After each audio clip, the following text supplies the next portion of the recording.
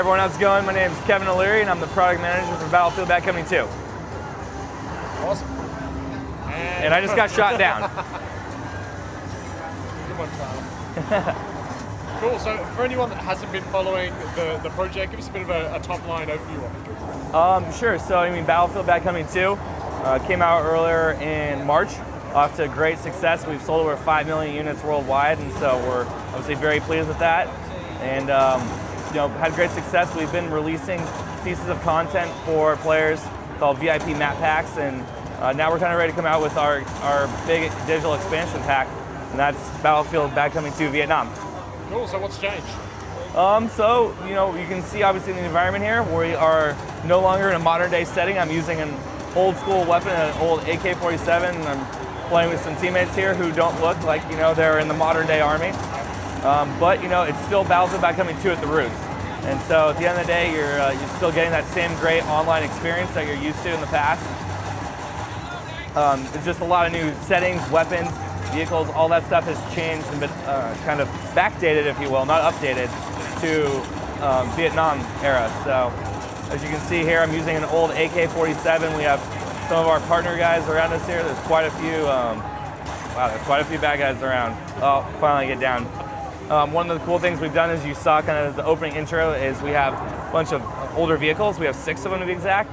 And one of them there, we'll go get it this time again, is my favorite, the Huey helicopter.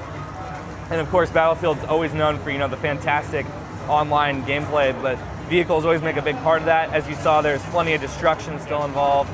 So all those core tenets are still there. There's just a lot of new elements specifically for the Vietnam era.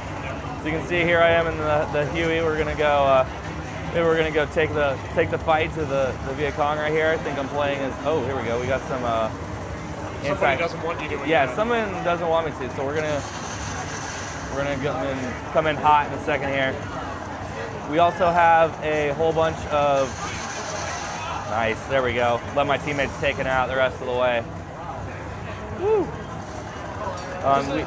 Going from a modern setting to Vietnam, where you are limited by the kind of era-specific stuff that you can put into the game, is that a challenge or an opportunity? I think it's a little bit of both. You look at it in the terms of the fact is we wanted to make an expansion pack out of this game, and we didn't want it to be just new content and for the sake of content. So it's a really cool experience when you get in there. You look at the numbers and stuff, and you're like, okay, there's new weapons, there's new maps, there's all that new stuff. But at the end of the day, I can still come in here and try and do, come in there and try and dump a vehicle right on him. Kill this guy down for us, there we go. So at the end of the day, it's a brand new experience, but still feels like Battlefield. And one of the cool things that we have in the game, you have small things like we talked about the weapons, we have new vehicles, there's 4 new maps, which give you a lot of new area to, go in and play around in. But together, it feels like a brand new experience. So you have these great things like, the destruction of the vehicles, but you're getting in there using different weapons, and it really just feels differently. And you get stuff. One of the big things I've taken away is the dense foliage. You can come in and you snipe, and it's very different. You can sit in a big pile of bushes and shoot guys, and no one can really see you. Then you move to a different pile and you shoot them again. And in the modern setting and with the weapons that we have, in the regular version of Bad Company 2, it's not quite the same. So it just opens up slightly new gameplay elements. One of the cool things that we have with Battlefield.com, we have a blog, and we post every time we do a major change or update. We post a lot of those changes, what they are. Slightly tweaking or balancing weapons is a really big thing. Making sure that something seems like it's slightly over or underpowered, you can adjust it, you can tweak them and tune them. And so I think that's one of the big things. If you look even back before the game came out, the betas that we ran, giving people the option to give us feedback on a non-final game and then see those changes in action when they finally load the disc in a tray. I think it's not only rewarding for those players, but it's also very beneficial for everyone in the whole experience. We come out with a game that's already had testing on it in ways like that. So the Battlefield team always has been highly respectful and receptive to the community.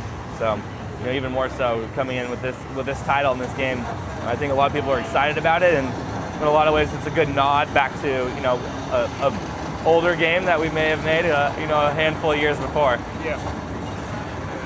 So what are you showing here that's new? So I mean, everything like we talked about, the setting itself is new. You know, we have the same modes that we've had in Bad Company 2, but this map itself is called Hueys Valley. And so as you can see, we're talking about like the dense foliage and stuff like that. We have 4 total maps, and there's good variety within those maps themselves as well. So this is just one of the many to show. And you'll recognize it's kind of traditional conquest mode. Oh, so now I'm going to switch to the gunner and see if I can. All right.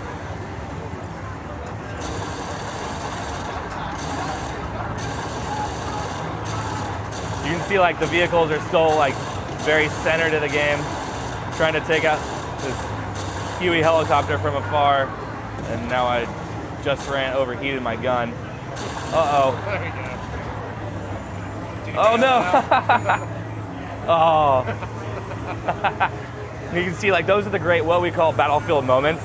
Those great classic like archaic elements that you can't really script or you know, try and reenact that. It's gonna be really hard, but they're amazing and they're fun. I mean, that's a great piece to have on screen and recorded. So in terms of tech, obviously wanting to support the game really heavily post-launch. Yep. What kind of process was put in place during development to allow for continual update of the title post-launch? I mean, I think the first thing you're going to look at is what we did with the VIP map packs, and we rewarded a lot of our loyal customers, the guys that keep coming back, the ones that we know are going to be interested in the game, and we let them know that like, hey, all right, we're going to be giving you guys revised maps, like different modes that you played. For example, like Nelson Bay was a really cool map that people liked, and we opened it up to a different mode that you can now try it in a different scenario. And obviously, the difference between Conquest or Squad Deathmatch or Rush, we make different modes for a reason, and so give people good reason to come back and try new stuff. It's coming out on all 3 platforms that we support, so PlayStation 3, Xbox 360, and PC, and you'll be looking out for it later this winter.